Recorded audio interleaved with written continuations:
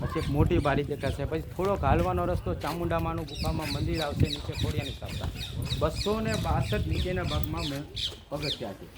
એ જમાનામાં નવઘરાજા એટલા સાથી, આની ધ્યાન રાખજો, એટલા સાથી હતા, બુદ્ધિશાળી હતા કે કોઈ સમયના બૈરા કે પુરુષને કોઈ પાણી ભરવા જાવ હોય, પૂજા કરવા જાવ તો એને સાસ ફૂલે નહીં, સુવાસ ચડે નહીં, બીક લાગે નહીં, કારણ કે કૂવામાં હંમેશા પક્ષી હોય અને એના અવાજ આવતા એટલે માઇન્ડમાં ડર ઘાલે. અને એટલો બુદ્ધિશાળી હતો, એને 19 વર્ષ લાગ્યું ને કે 9 ખંડ મુકાવવા, 9 બારીમાં. અને બારી કેટલી છે?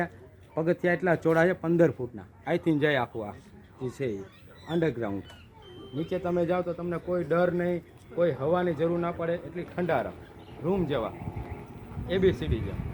અને 9 બારી એટલે હવા ઉજાસ પડે. બહાર બળદથી પાણી ખેંચાવે, દાંડામાંથી જે પાણી ખેંચાયું હોય એમાં સ્ટોક થાય પીવા માટે અને વાડી ખેતર માટે. વાડી ખેતરના જે પક્ષી માટે પેલો ભાગ કાઢીને રાખે અને એને દિવાલમાં કોખલા બનાવ્યા છે કબૂતર માટે, એટલે કૂવાનું પાણી ખરાબ ના કરે, જેમ આપણે અત્યારે વાવમાં જોયું ને એ રીતે. અને બાજુમાં છે 13 કોઠાર છે જમીનની અંદર. એમાં એ જમાનામાં તાંબા પિત્તળના ઢાંકણા, લીમડાના પાટિયા, છાણાનો ગાંઠ અને એક ગાર્ડન જેવું બનાવે, દુશ્મનને ખબર ના પડે કે આ કોઠાર છે, સમજી લે. પણ રાખ હિંગારથી સૌથી એક જ ભૂલ થઈ કે આપણા કિલ્લામાં બધાને કામ મોરચા સોંપ્યા છે, આ ભાણેજોને કામ શું સોંપશું બેયને? એ કે આપણે કોઠાર આપી દો રાણક દેવી. જેને કોઠાર આપ્યા એ સમયમાં જે કાકાના ના થયો, મામાનો ના થયો, મામીને વેચે તો આખી રાજગાદી વેચી નાખે. કે એના કાકા સિદ્ધરાજને કે આ તો દગો કહેવાય, દીકરા દગો આને કહેવાય. ધક્કાબારી બાયપાસ કરી દીધા, નીચે સીધા ઘર જઈને ઘર ફૂટે. આઈ થિંક કૂવાના દર્શન કરો એટલે ઉપરના સામાનનો ધ્યાન રાખો, નીચે પગથિયા ના ઉતારો, અહીંયા માતાજીને દર્શન કર્યો ને કૂવો આખો દેખાય, જવું હોય તો જઈ શકો. પછી આપણે કોઠારને ચડાવ. આ કૂવાના દર્શન ઉપરકોટ જુનાગઢ. આ છે રા નવઘણ કૂવો. કોનો હાથ પકડવાનું કીધું છે?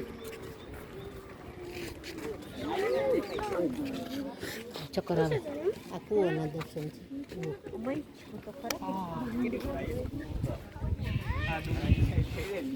થરો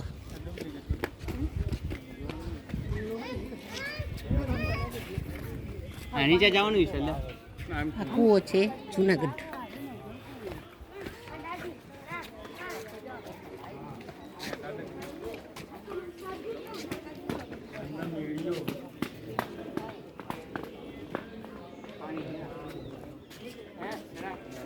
રણછોડરાયની જય.